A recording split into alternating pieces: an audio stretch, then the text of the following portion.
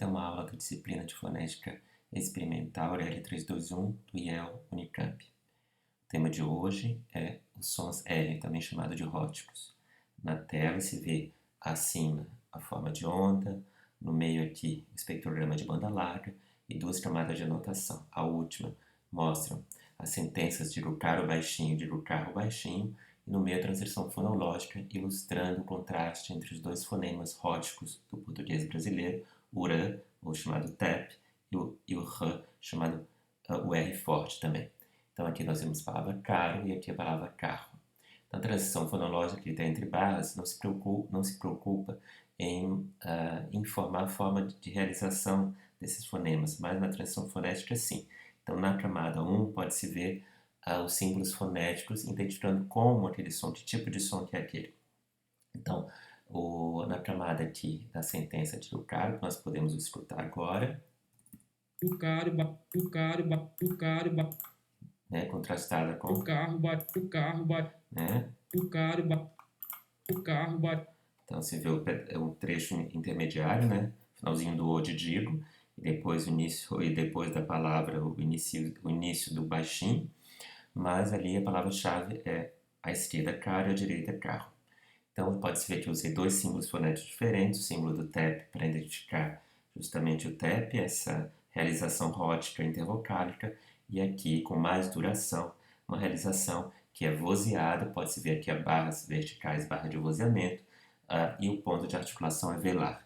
Tá? Para marcar se o ponto é velar, uvular, glotal existe um pouquinho de experiência, né?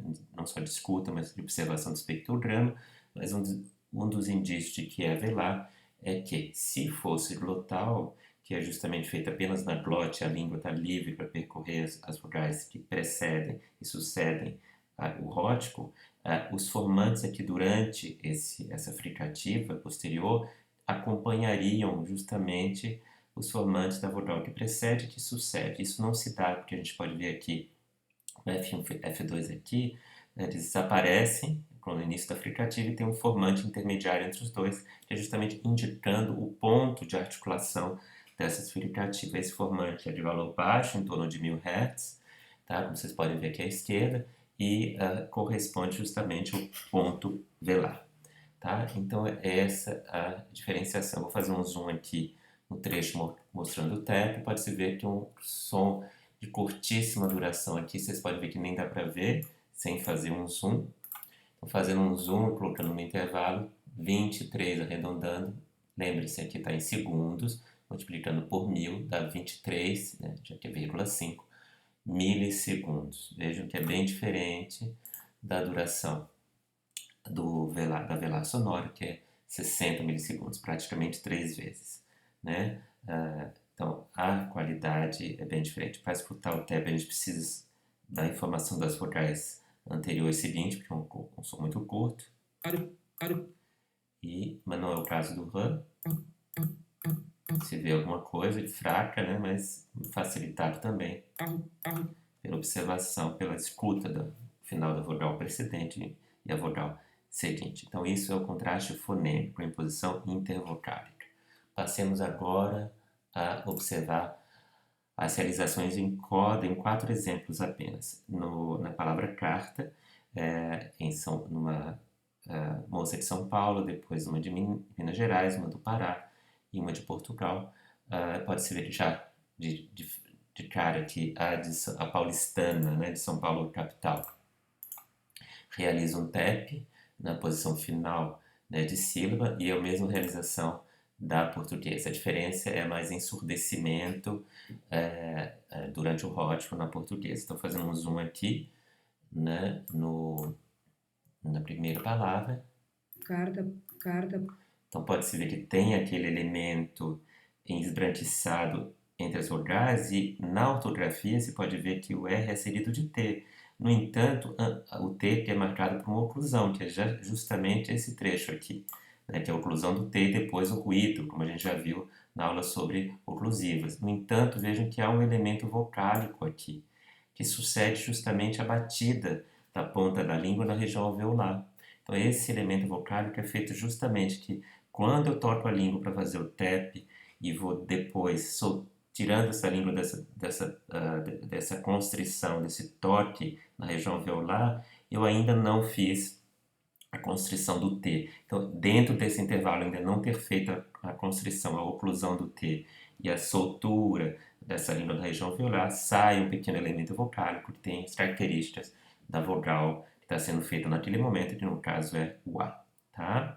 Então, e sempre que o TEP é realizado, ele vai estar sempre acusticamente entre dois elementos vocálicos.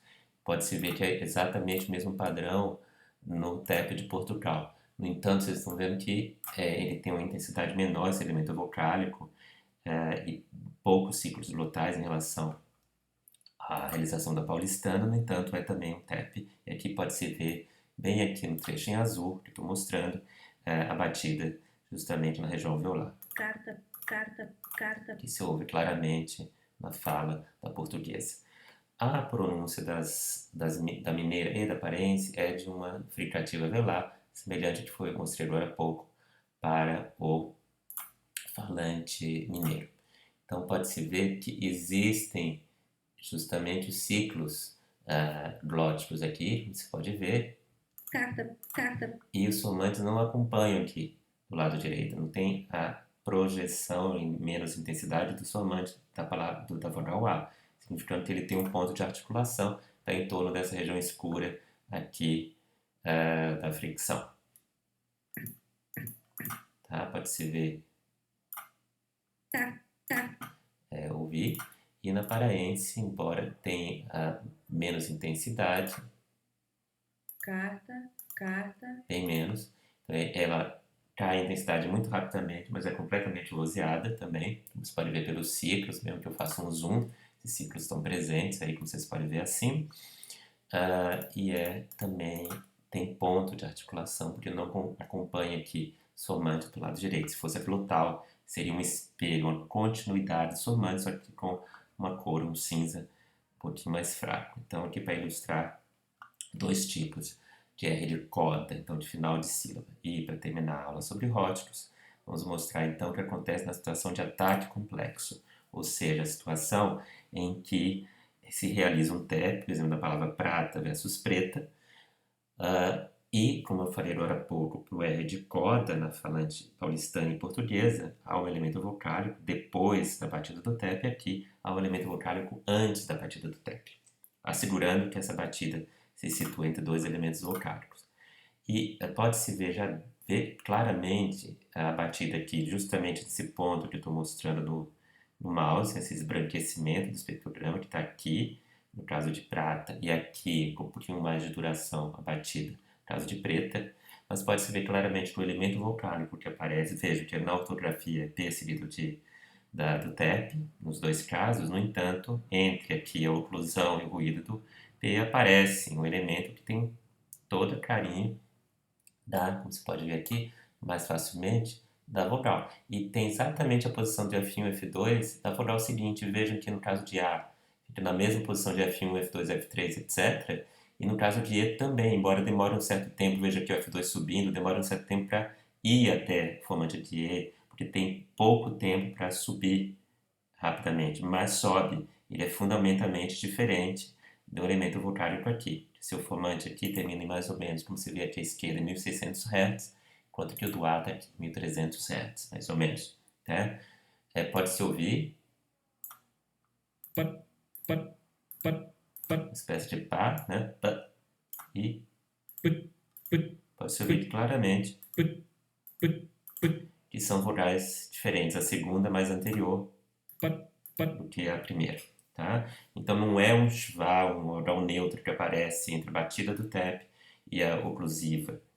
É uma cópia da vogal seguinte nesse caso, e é justamente pelo fato da língua, do corpo da língua estar na posição, já está no início já do P, na posição da vogal seguinte. Então quando eu faço prata, os lábios estão livres de fazer o P, o corpo da língua já está na posição de A, e quando eu libero essa oclusão e vou ainda caminhar com a ponta da língua para fazer o toque na região alveolar, eu emito, sai um elemento vocálico, que é justamente aquele da vogal seguinte. Então, por isso que é diferente em prata e em preta. Por isso que um dos exercícios fonoaudiológicos para ensinar a criança a fazer o TAC complexo é começar copiando a vogal entre o P e o R e fazer cada vez mais rápido. Então, se eu quero ensinar a criança a fazer prata, eu faço parata, parata e faço isso rapidamente. Prata, parata, prata, prata, até soar como prata. E ele soa, mas o elemento vocálico apenas apaga da nossa mente, porque passa a ser associado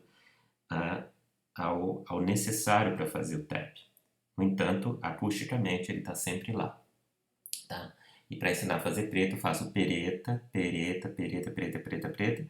Faço que desapareça da minha mente, porque ele passa associado à realização do tap. Então, muito obrigado pela atenção de vocês e tenham um bom